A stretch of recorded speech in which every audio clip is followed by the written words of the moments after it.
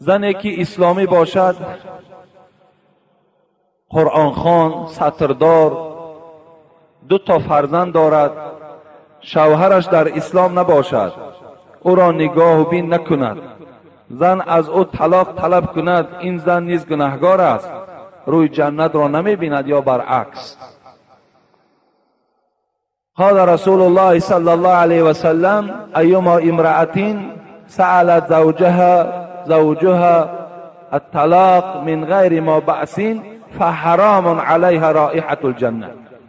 پیغمبر خدا میگوید کدام زنی که اگر بی اساس، بی سبب یک شوهر نمازخوان دارد، یک شوهر خدا ترس دارد، یک شوهر اصلاح شده دارد، لیکن زن بازم اینقدر کردارهای خوب شوهرش ناز میکند یا فخر میکند یا تکبری میکند و از این گونه شوهر طلاق را طلب میکند، این حالت در جنت بر این گونه زن حرام گفتن حبیب خدا.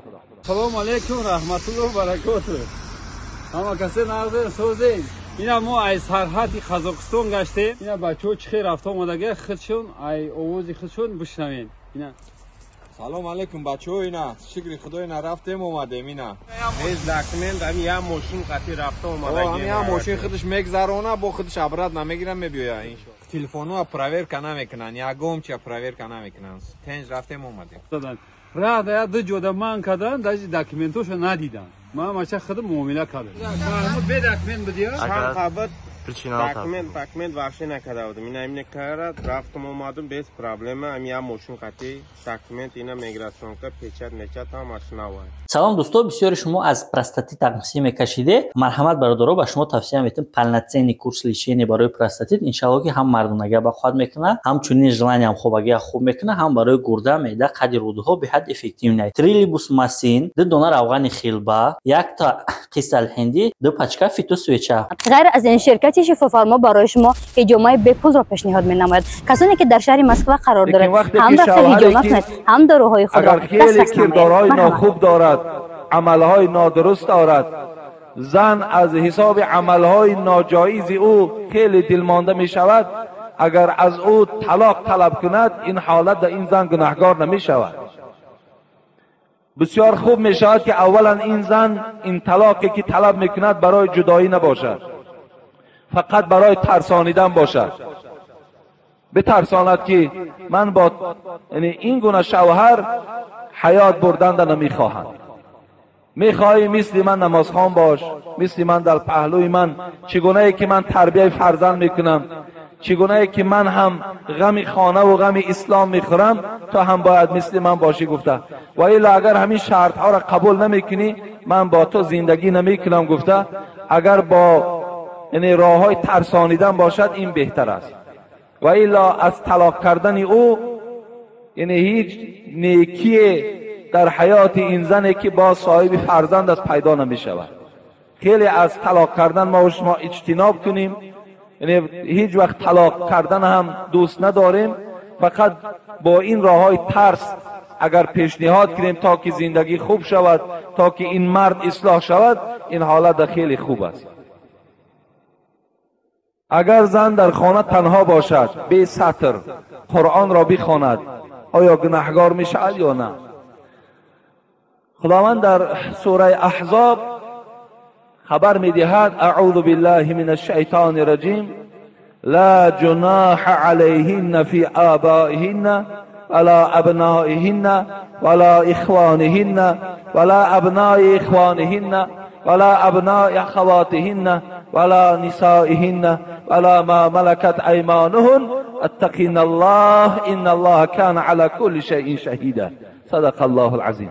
خداوند میگوید هیچ گناهی نیست بر زنها اگر در نزد پدرهاشان، اگر در نزد فرزندهاشان، اگر در نزد برادرهاشان، اگر در نزد فرزندهای برادرهاشان، اگر در نزد فرزندهای خواهرهاشان، اگر در نزد زنهایی که همسایش باشد، یا اینکه زنهای مسلمانی که در اون خانه پیشی و آمدگی هستند، این حالت اگر زن به سطرم که باشد گناهکار نمی شود.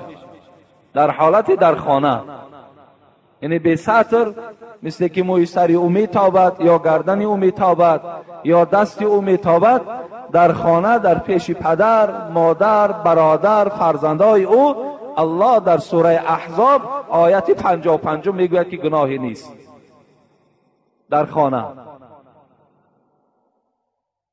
یعنی سطر میتواند زنهای ما وقتی از خانه که بیرون شد، انا در کوچه برای زنها سطر کردن فرض است که چشم مردم بیگانه با این زن نرسد. لیکن در نزد پدر و مادر و اولاد اجدادی که در خانه دارد، نزد اینها اگر این سطری هم که کند گناهی نیست میگوید پروردگار. چند نفر را نمازخوان کردند لیکن باز نماز را ترک کردند، من گناهگارم یا آنها؟ البته آنها گناهگار هستند. یعنی شما وقتی کسی را نمازخوان میکنید و بعدا آنها باز نماز را ترک میکنند، شما در این نمازی که آنها را وادار کردین خواندن شما ثواب میگیرید، لیکن آنها دویم باره وقتی که ترک ساختند خودشان گناهگار هستند، شما گناهگار نیستین.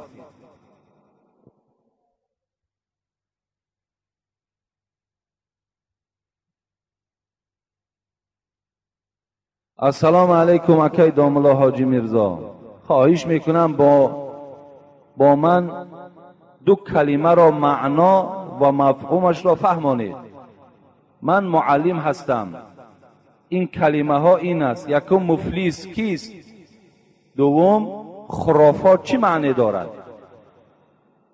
این برادر دو کلمه را از ما میپرسد که یکی کلمه مفلیس چی معنا دارد و دوم خرافات چی معنا دارد، مفهومش.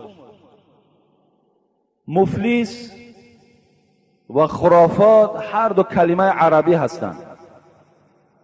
مفلیس کسی قشاق است، فقیر است، بینوا است، هیچ چیز ندارد، او را مفلیس میگویند. حضرت ابو هریره رضی الله عنه حدیثی را روایت میکند که پیغمبر خدا گفته بوده است: اتدرون من المفلس؟ به طرف صحابه ها پیغمبر خدا گفته بوده است: آیا میدانید که مفلس کیست؟ قالوا المفلس فینا من لا درهم له ولا متاع. صحابه ها چی گفتن؟ بله گفتن میدانیم. مفلس کسی هست که درهم ندارد، یعنی پول ندارد، متاع ندارد، یعنی از مال دنیا چیزی ندارد. حبیب خدا چی گفتن؟ این من امتی، این المفلس من امتی من یأتی یوم القیامت بالصلاة والصیام والزکات. حبیب خدا گفتن نه، گفتن نیافتید. مفلس این است، گفتن از امتی من که روز قیامت آدمی نمازخوان است، آدمی روزدار است، آدمی زکات میدادگی هست، آدمی 5 وقته نماز در جماعت میخواندگی است، می آید و یأتی قد شتم هذا. این آدم گفتن میارن، این آدمی که نمازخوان بود، روزگیر بود، زکات دهنده بود، راستش میکنن.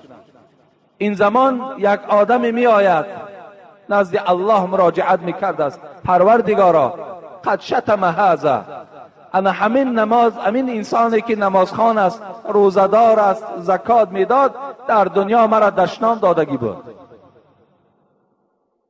شکایت میکند. و اکل مال هذا، شکایت میکند، بیراه میشود. دیگر شخص میآید: الله، انا همین انسانی که نمازخوان است، روزدار است، زکات دهنده است، انا همین در دنیا مالی مرا خوردگی بود. بیراه می شود. دیگرش می آید: و سفک دم هذا، ای الله، انا همین انسانی که نماز خواند، زکات داد، روزه گرفت، در دنیا خونی مرا همین ریزاندگی بود. اینم بیراه می شود. فیعطى هذا من حسنات و هذا من حسنات. پروردگار چی حکم میکند؟ این آدمانی که شکایت آمدن باید که شکایت اینها برآورده شود. الله از این آدم نمازخوان حسنات میگیرد، نیکی ها را میگیرد، به مقدار آن انسانایی که شکایت کرده بود حسنات میدهد. فإن فنیت حسناته قبل ان یقضی ما علیه. الله پیغمبر خدا میگوید پیش از آنه که پروردگار حکم کند که این انسان نمازخوان و روزگیر و زکات دهنده دوزخی است یا بهشتی، الک حسناتش تمام بشود. حسنات الک مردمی که در دنیا از دست این آزار دیدگی بود همش گرفتند، تمام شد. فطرح فی النار. الله نظر میکند چیزی از ثواب نیست. چی میگوید؟ فطرح فی النار، او را برداشته دوزخ را پرتایید. رسول اکرم گفت انا مفلس، انا این مفلس است. گفت این چیزی ندارد از ثواب. یعنی در دنیا مفلس ما تحلیل میکنیم شخصی که مال ندارد و چیزی از اشیاء زندگی ندارد، لیکن در قیامت مفلس کسی هست که ثواب ندارد. این مفلس قیامت است. خرافات چیست؟ خرافات هم کلمه عربی است. خرافات اصلا یعنی گویم سخنهای بیهوده، یا اینکه گویم سخنهای بی اساس، مفهومی بی اساسی را دارد. مثل چی؟ مثل الحال ما میبینیم در بعض خانه ها وقتی که چای ریخته میشه خرافات تماشا کنین، ولی در ما و شما یک شرکیات، یک خرافات به نهایت ترقی کردگی است که در باب شرکیاتش خیلی من به شما صحبت ها داشتم که کدام عمل ها شرک هستند. شرک باز از خرافات فرق میکند. انمون خارهایی که کشال میکنند، نعلهایی که دروازه ها دا میزنند، تاجرهایی که در دکانها دوشنبه میریم اکثر دکانهاش همش خار دارند، خارهای کلان کلان. یا دکانها دا دور میگردیم در اکثر دکانها قلنفرها کشال کردگی هستند. اینا شرک هستند، اینا شرک به الله هستند. اینا دا شما ثواب نمیگیرین، اینها دا دکان شما پرفیض نمی شود، اینها دا سودای شما کشاده نمی شود، بلکه شما در این حالت ها باور کنین اگر خدا در تقدیر شما دولت کشیدگی باشد، با این عمل های شرکیانه اتان دولت از دستال می رود. در این کار شما الله ناراحت می شود، زیرا شما شرکی به الله کرده ایستاده اید. و تو را پول میفارد، تو را سودا میفارد، به سوی پروردگار مراجعت کن. خدایا بگو من دولت میخوام، من سودا شایشی سودا میخوام، انشاءالله الله همش برآورده میکند. از اون خار و از اون نعل و از اون قلنفرهایی که کشال کردن چی فایده است؟ اونا شرک هستند. لیکن خرافات چی است؟ شما نظر کرده باشین در خانه ها وقتی چای میریزن، من خودم دیدم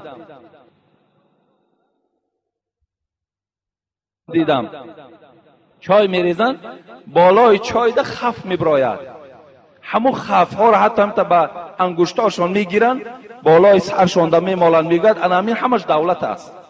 این خرافات است، این عادی است، کاری عادی است، لیکن عقیده شما ده زلال دارد، عقیده شما ده زلال دارد. شما دیگر حلاوت ایمان چشیده نمیتونید. یا در داخل چای یک شمع است، دیدین حرکت دارد، در حال زنها و فرزندای ما و شما که مادرهاشون تعلیم میکند، الکی میگن همین مهمان است، اگر خواهد و یا زیر کرپچه میگذارد یعنی میآید، اگر نخواهد همون شمع را به دستش میده میده میکند، گویا مهمان نمی آمده باشد.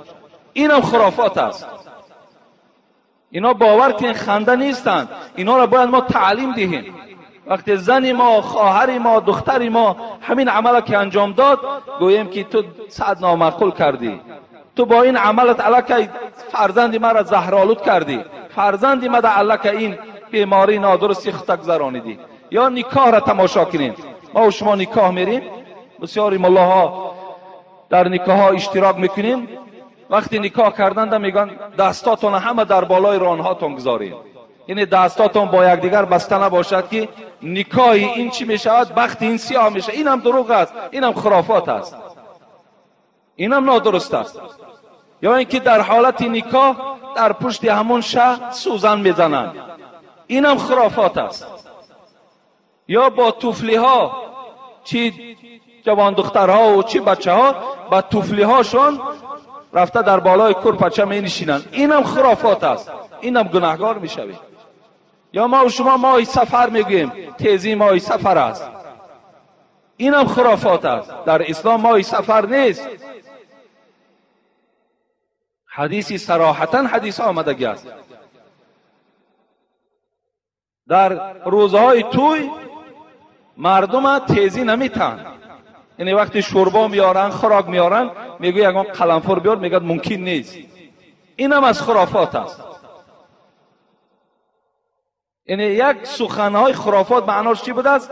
سخنهای بی اساس، اساس ندارن، اساسهای علمی ندارن. امروز در بین اکثریت مردم ما همین خرافات ها چی هستند؟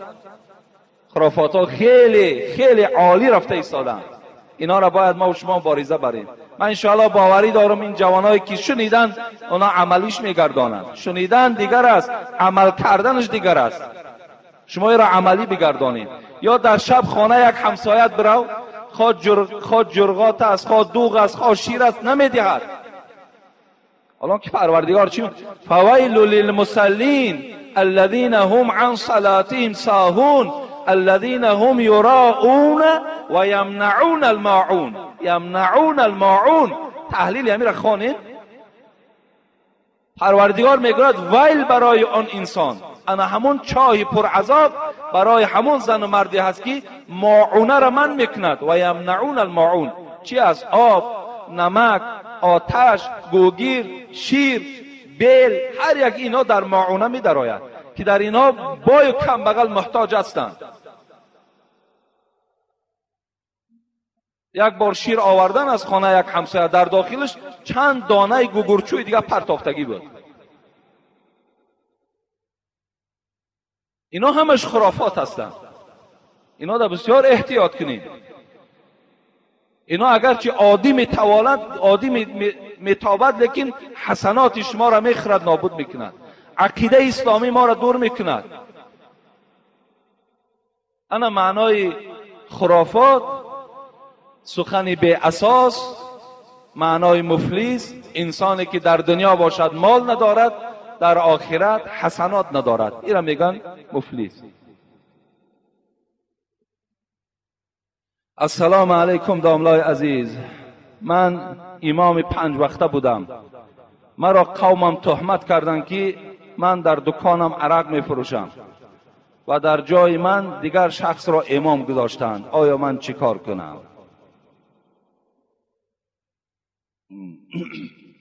اگر امامی که عرق فروش باشد، اگر امامی که در امرهای پروردگارش بے پروا باشد، این گونه امام ارزنده محراب نیست. لیکن اگر مبادایی که این برادر میگوید مرا تهمت کردند، من چیکار کنم؟ بهترین صورتش همین است که مثل همون آدمای قطاری آمده نماز نخوان. وقتی در یک قومی که تو را تهمت میکنند، تو را سرزنش میکنند، تو را بی قدر میکنند، الله که دیگر وقتی تو امام میشوی و نماز میخوانی، در بین مردم الله که شک و شبهه پیدا میشود. از این خاطر بهترین صورتش همین است که کسی را که همان قوم که خود اختیار کردن بگذار وای نماز مردم خواندن گیرد، تو همچون یک آدم عادی، همچون یک نمازگزار از پس او نماز خواندن بگیر. این بهترین صورتش همین است. خواهی نخواهی. البته در دوستان خدا را، حال یک برادر دیگر هم اون سوال در خانه باقی مانده است که خیلی آزارها دادن همون قوم، بس به واسطه چی؟ به واسطه که یک چند مسئله های فقهی را گفته بوده است که خیلی حقیقت دارد و همه اینا را پر را در من نویساندگی هست. لیکن به سبب که یک چند نفر دیگر در همون بین قوم بودن، دیگر تهمت ها را در پای این بیچاره پیچانیدن و او را از مسجد پیش کردند. یعنی این گونه آزارها البته وجود دارد. باید انسان مسلمان هیچ وقت روح افتاده نشود. یعنی وقتی که ما و شما اگر حق میگوییم، حق رفتار میکنیم و بعد این ملامت و عذابهای را که میکشیم در این باید ما و شما رو هفتاده نشویم، دل شکسته نشویم. زیرا که خواهی نخواهی این ملامت و این عذاب بر سر هر یک دوست های خدا وجود داشت. حضرت مولوی جنین میگوید محبان خورده صد سنگی ملامت، محبان خورده صد سنگی ملامت، تو کی میمانی ای سالک سلامت؟ تو سالک، تو ای انسان کی سلامت میمانی وقتی دوست های خدا چی سنگ ها خوردن، چی تهمت ها دیدن، چی عذاب ها را کشیدن.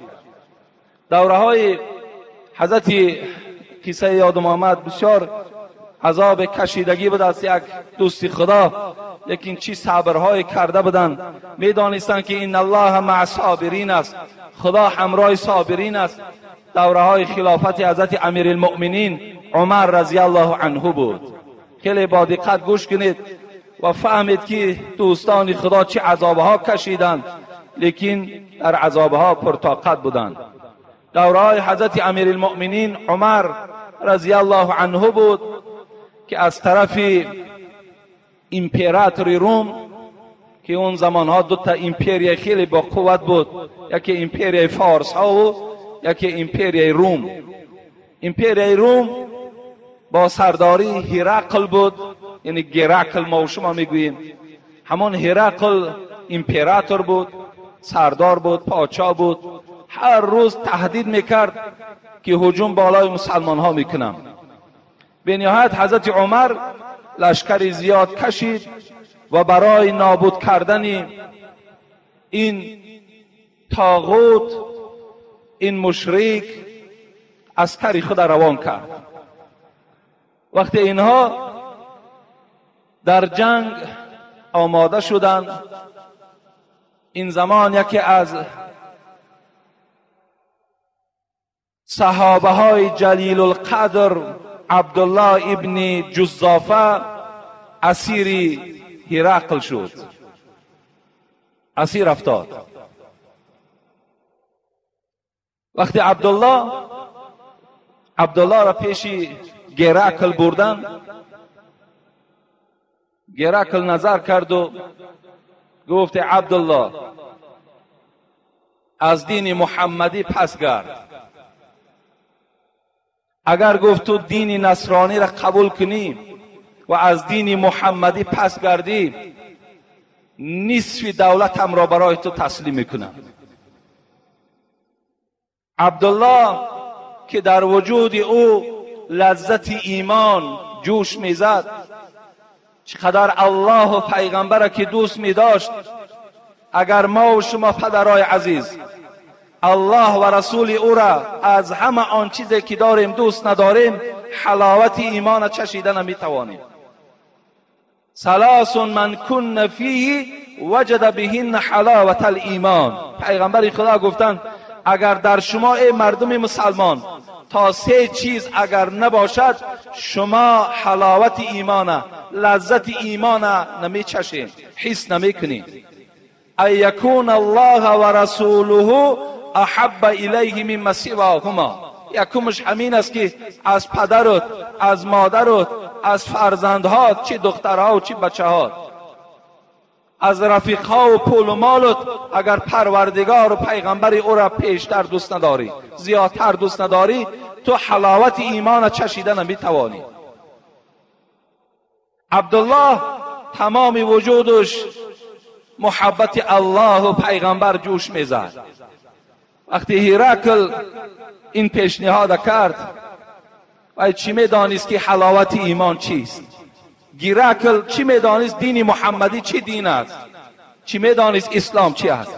گفتی حضرت جلال الدین رومی اندرون چوب گوید کرم چوب، در کجا باشد چنین حلوای خوب. این کرم چوب که همون شیره درخت میخورد، از قند و عسلی بیرون که درک نداشت، فکر میکرد بجز همون شربت درخت دیگر هیچ چیز لذیذتر نیست. این هرقل هم مشرک که بود، کافر که بود، چی میدانست که دین محمدی چی لذت دارد، اسلام چی لذت دارد، از این درک نداشت. گفت دین نصرانی را قبول کن، نصف همین دولت روم برای تو تسلیم میکنم. عبدالله گفتن ای گیرکل، گفتن به عظمتی پروردگارم قسم، گفتن اگر کل دولت روم با تمام اشیایی که دارد، با این پادشاهی که تو داری، اگر بر من دهی، من دین محمدی را عوض نمی کنم، هیچگاه از دین اسلام رخ نمی گردانم.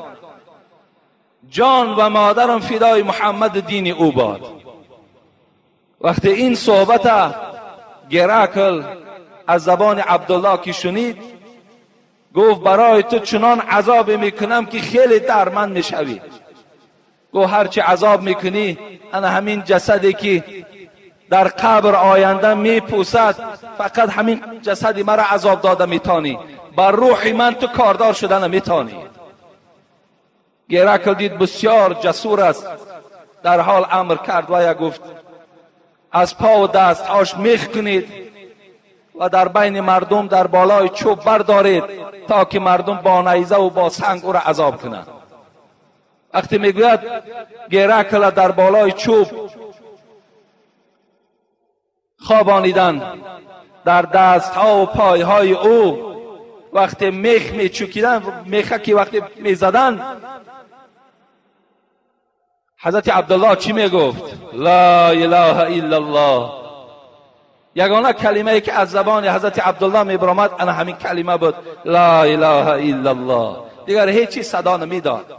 امروز ما را یک تهمت میکنن، یک حسد میبرند، یک بخیلی میکنن، یک دشنام میدهند، با این ما و شما آزرده میشیم، با این ما و شما رو افتاده میشیم. حضرت میخچوب کردند، وقتی میگه بلندش کردند در بین تمام مردم روم، نوبت به نوبت آمدگی آدم نیزه قطی میزد، سنگ قطی میزد. این تا یک روز میگد عذابش همین بود. وقتی گیرکل میگد نزدیک آمد که میشنود کنی عبدالله از دین محمدی میگردد یا نه، نظر کرد. گیرکل وقتی دید آواز باز بلند کرد، لا اله الا الله، لا اله الا الله محمد رسول الله. فقط این سخن بود. گیرکل در حال امر کرد پایانش کنین، گفت پایان بیارینش. وقتی پایان آوردن امر کرد یک دیگ کلان بیارین، عذاب ببینین. یک دیگ کلان را بیارین، در همین دیگ آب ریزین. چنان میگوید صاحب تاریخ میگوید چنان آب ریختند، چنان آتش ماندن که قریب که همون دیگ از حرارت گرمی خود آب میشد. عبدالله را راست کرد، گفت از دین محمدی پس میگردی یا نمیگردی؟ و ایلا نگردی، گفت انا همین دیگ دا، گفت الحال پرتافته میشوی. عبدالله میگوید وقتی این دیگ دید، خود میگوید قدم زنان به پیش دیگ رفت، خود قدم زنان به پیش دیگ رفت. امروز ما از تهمت میگریزیم، امروز نمیخواهیم که اگام بلای به سر ما و شما بیاید. حضرت خود به پیش دیگ رفتند و گریه کردند. وقتی گیرکل میگوید دید که حضرت عبدالله گریه دارد، خنده کرد. گفت از مرگ ترسیدی؟ گفت نه. گفت قسم، گفت با آن خدایی که جان محمد در دست اوست، گریه من برای این است که پروردگار مرا یک جان داده است. کاش که مرا 100 جان میداد و این گونه عذاب میکشیدم، الحال من نزد پروردگار رو میرفتم. این سخن عبدالله بود. وقتی گیرکل این سخن میگه شنید، باز یک بار رو افتاده شد. گفت این مردی هست که بسیار مردی صادق است. از پیش دیگ پس گردان و گفت به یک غرفه تنها برینش. وقتی غرفه تنها بردن، یک زنی فساد فاسقه رقاصه را میگد گرفت آورد و گفت در پیش وی میروی، چنان رقص میکنی، تمام بدن خود عریان میکنی، کاری میکنی که وی شیفته ای خودت میکنی.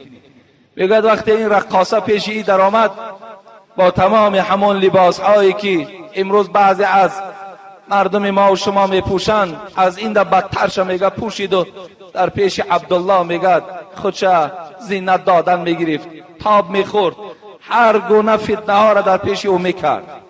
عبدالله باشد میگه در بالای جای نماز میخواند. فقط کلمش چی بود؟ لا اله الا الله، محمد رسول الله. الله الله از این سخن باز نمیگشت. از بین میگوید یک روز گذشت، گرکل فریاد زد رقاصه را بیارین. گفت با همراه عبدالله. گفت چی خدمت کردی؟ گفت تو مرا پیش انسان روان کردی یا پیش یک سنگ روان کردی؟ هر چی گفت مهنت کردم، به خدا قسم گفت از نمازش بیرون نمیشد، فقط لا اله الا الله کلمه داشت خلاص. عاقبت باز گرکل یک نقشه آخر کشید. نقشه آخرش همین بود که گفت 3 روز عبدالله را گرسنه مانید. 3 روز در پیش فقط شراب و در پیش در یک ظرف گوشت خوب گرده گذاری. 3 روز حضرت عبدالله میگوید این عذاب کشیدند، فقط رو به عبادت، رو به سوی الله ذکر میکردند. 3 روز بعد میآیند میبینن همون طعام، میبینن همون شراب مثل خود ایستادگی هست. گرکل فهمید که عبدالله بازگشت ندارد. آخران پیشنهاد کرد. ای عبدالله، گفت پیشنهاد میکنم اگر بجا بیاری گفت خلاص میشوی، اگر نیاری گفت این را هلاکت میکنم. سری مرا گفت بوسه میکنی، سری مرا بوسه میکنی. گفت من ترا خلاص میکنم. گفت البته مشرک بود، گرکل مشرک بود. الله در قرآن مشرک ها را نجس گفتگی است. حضرت عبدالله میگوید وقتی قدم به سوی بوسه زدن میکرد قبول کرد. فقط چی گفت؟ گفت ای گرکل، گفت من سری ترا بوسه میکنم زمانی که اگر تمام اسیران مسلمانی که در دستی تو هست همراه من اگر خلاص کنی. گرکل قبول کرد. میگوید حضرت عبدالله به سوی پروردگار مناجات کرد که الله گفت قسم به عظمتیت که من از ترس و از برای عذاب سر این مشرک این نجس بوسه نمیکنم. من فقط به خاطر همین مسلمان هایی که امروز اسیر هستند و عذاب دارم به خاطر اینها گفت سر این نجس گفت من بوسه میکنم. و روز قیامت اگر از من پرسی هم ای عبدالله چرا این مشرک سرش بوسه کردی، من میگویم که به خاطر انا همین مسلمان ها کردم. میگوید آمد صاحب کتاب میگوید چنان بوسه کرد که حتی گرکل حس نکرد که لب عبدالله به بالای سر او رسید یا نرسید. این گونه بوسه را انجام داد و میگوید تمام اسیرها را گرکل در اختیار عبدالله داد و رهاشون کرد. وقتی عبدالله میگوید به مدینه آمد به نزد حضرت عمر، این واقعه را همشه پره به حضرت عمر حکایه کرد.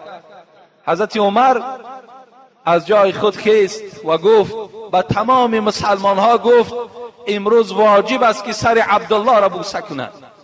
چگونه ای که عبدالله سر این یک نجس بوسه کرد به خاطر مسلمان ها، همه شما دا گفت واجب است که سر عبدالله را بوسه کنید. و اولین نفری که گفت بوسه میکند این عمر ابن الخطاب است. حضرت عمر خود میگوید پایان شدن بوسه کردند و تمام آن مسلمان ها هم سر حضرت عبدالله را بوسه کردند.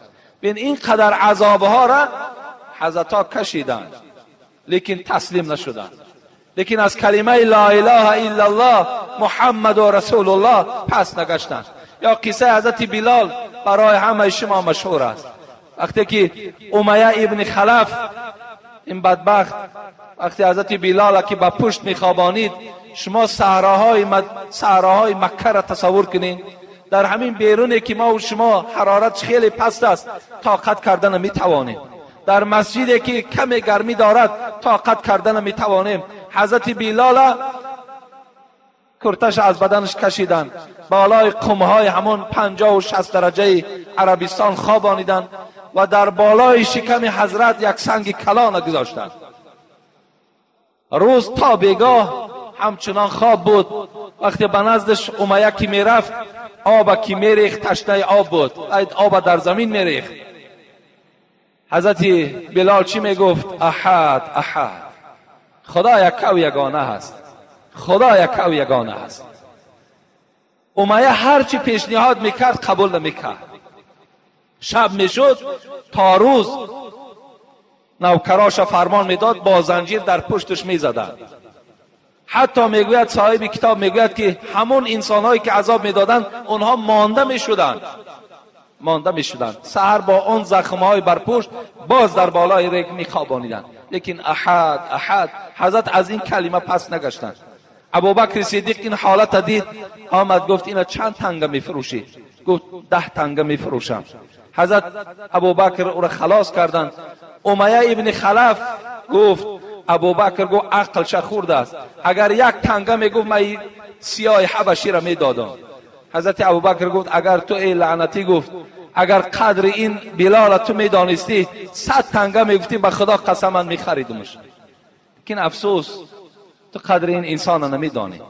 برای من هر یک مشکلاتی که به سر هر کدام ما و شما میآید ما و شما صبر کننده هستیم. ان شاء الله اینها را تحمل میکنیم، در نزد پروردگارمان ما و شما اجر خیلی زیادی را نائل میشویم.